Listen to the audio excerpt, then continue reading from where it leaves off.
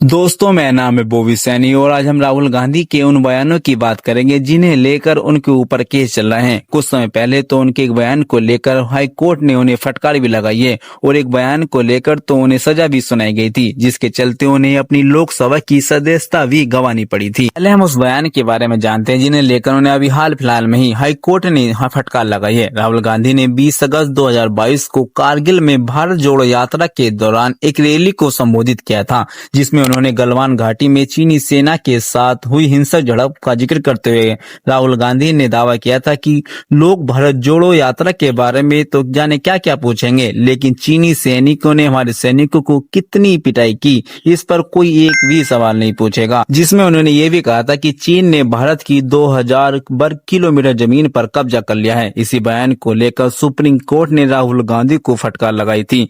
Supreme court ने राहुल गांधी से पूछा कि आपको कैसे पता चला कि चीन ने भारत की जमीन हड़प ली, आपकी जानकारी की विश्वसनीय स्रोत क्या हैं?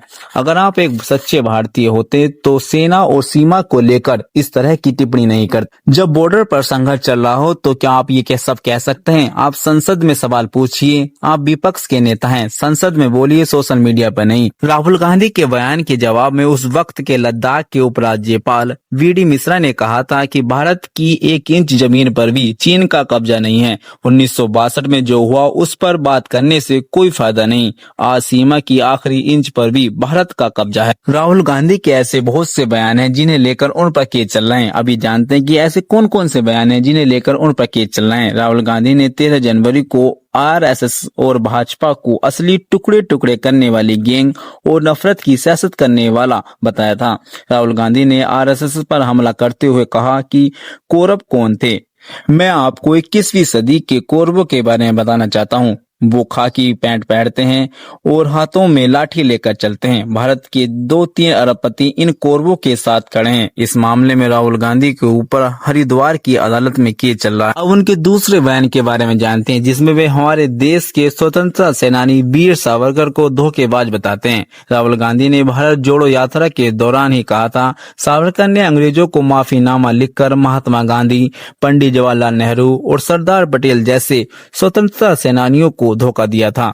राहुल गांधी ने एक चिट्ठी दिखाते हुए कहा था कि यह चिट्ठी सावरकर ने अंग्रेजों को लिखी थी, जिसमें उन्होंने अंग्रेजों से डरकर उनसे माफी मांगी थी और अंग्रेजों का नौकर बने रहने की बात कही थी। इस बयान को लेकर शिव सावरकर के पोते विनायक सावरकर और शिवसेना शिंदे पार्टी के नेता वंदना डोंगरे ने 2 अलग अलग थानों में मामला दर्ज कराया था, जिसे लेकर उनके ऊपर इस मामले पर भी केस चल रहा है। उनके तीसरे बयान के बारे में, जिसमें वे सारे चोरों का सरनेम मोदी बताते हैं। राहुल गांधी ने 2019 में कर्नाटक के कोलार में चुनावी रैली को संबोधित करते हुए कहा था, ललित मोदी, नीरव मोदी, नरेंद्र मोदी का सरनेम कॉमन क्यों है? सारे चोरों का सरनेम मोदी ही क्यों होता है? इस बयान के खिलाफ भाजपा नेता पूर्णेश मोदी ने राहुल गांधी के खिलाफ आईपीसी की धारा 499 और 500 के तहत आपराधिक मानहानि का केस दर्ज कराया था, जिसमें मोदी समुदाय को बदनाम करने का आरोप लगाया था। इस मामले में राहुल गांधी को 2 साल की सजा भी सुनाई गई थी। इसी के चलते राहुल गांधी को अपनी लोकसभा की सदस्यता भी छोड़नी पड़ी थी। दोस्तों, राहुल गांधी के ऐसे बहुत से बयान हैं जिन्हें लेकर उनके ऊपर केस चल रहे हैं। अगर मैं आपको उनके सब बयानों के बारे में बताने लगूं तो वीडियो काफी लंबी हो जाएगी। अगर आपको उनके सब बयानों के बारे में जानना है जिन्हें लेकर उनके ऊपर केस चल रहे हैं, तो दोस्तों प्लीज कमेंट में बताओ।